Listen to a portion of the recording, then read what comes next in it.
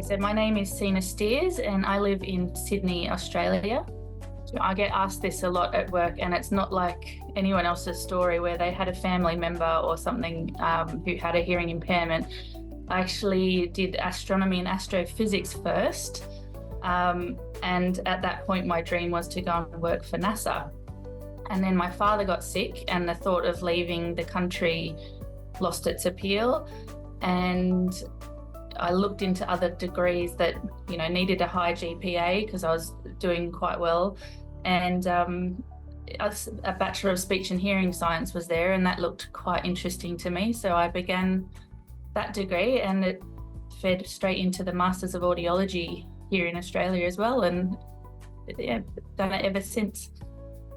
Okay, so after I graduated, I worked for a few years in a little independent practice where I learnt the ropes and did what we call our intern year here. And then I ended up working for an ENT for a few years, working in diagnostics, and then been in the job I'm in now for 12 years, just a private practice.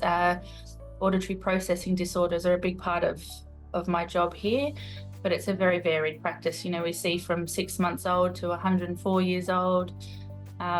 Just a nice private practice, varied work where you get to be a bit of a jack of all trades within audiology.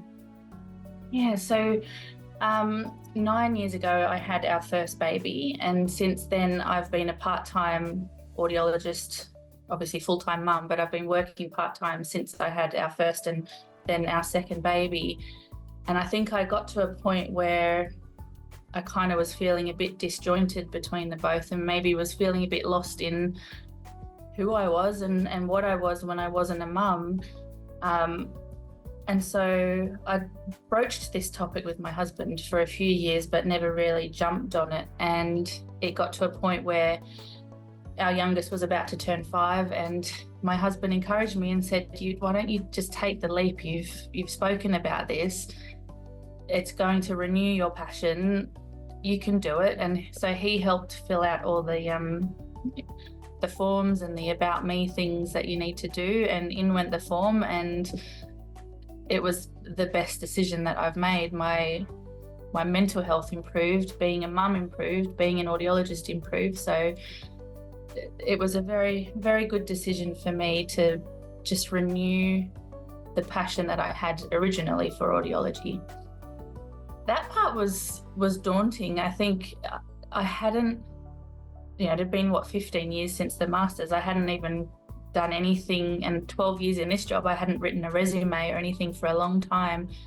And I think from my perspective, I felt like, well, I don't know what to write about me that's worthy of undertaking something like this. But, we Googled, we found some things to add, and the process was daunting, but it was also kind of an eye-opener and the beginning of the journey that led into the AuD, discovering things about yourself you may have forgotten. And then having the interview with Dr. Bartolo was really the most exciting part, because you got the feel for that. All right, I'm on the cusp of doing a huge thing in life, and here we go. The AuD as a whole, how it's run and how you can manage to make it fit into your life, that was probably one of the big concerns I have, being a worker, having small children, being on the other side of the globe from where it's actually run, and the time differences involved. I was quite anxious about how that was going to go, but the program itself is so asynchronous that it just fits into your life. There's nothing that ties you in. I've got to be on at 2 o'clock this day, or I have to get up at 3 a.m. or whatever. It's completely, entirely worked in around your schedule and how you want to make it work. And the process of, if there's a problem, if I need to email someone, how's that going to work time difference wise? But it was, responses from all of the faculty was always really prompt, and you never felt alone. If you had a problem, it was always dealt with in a very timely manner and a very helpful manner from all of the ATSU staff. Something that struck me as also filling me with a bit of anxiety before the whole thing began was how am I going to manage this? how am I going to relearn how to write academically? How am I going to meet deadlines? How am I going to get everything done with life around, everything that we have to do in our lives? But it's manageable and it's fun. It's respected, you're thinking about yourself a lot, and you're thinking about your thoughts, and you're critically thinking for a long time. And the support that you have if you need extensions, or if you're struggling with anything, the staff are always there for you. And I would just highly recommend the program to everyone. When you're doing your bachelor or your master's or whatever, you're going to uni, or what you call school. We're going to uni and we're learning how to be something. We're learning how to do things, and the whole process is not so much I'm going to write what I feel and what I believe, and I'm going to be critical with myself. You're really writing, I've got to dot the I's and cross the T's, and will I be okay at this? Whereas this really didn't feel like you're learning to be something. You're already an audiologist. Everyone in the program is, and you're all there as colleagues, not as students. And the staff never make you feel like you're a student. You're a colleague with them, and they're just there to help facilitate your journey. But it was really amazing to actually, get an assignment topic, and you're writing what you know, and you're writing what you believe, and then you're bringing in references to help back up what you believe. It's a completely different experience to an undergrad or a master's program.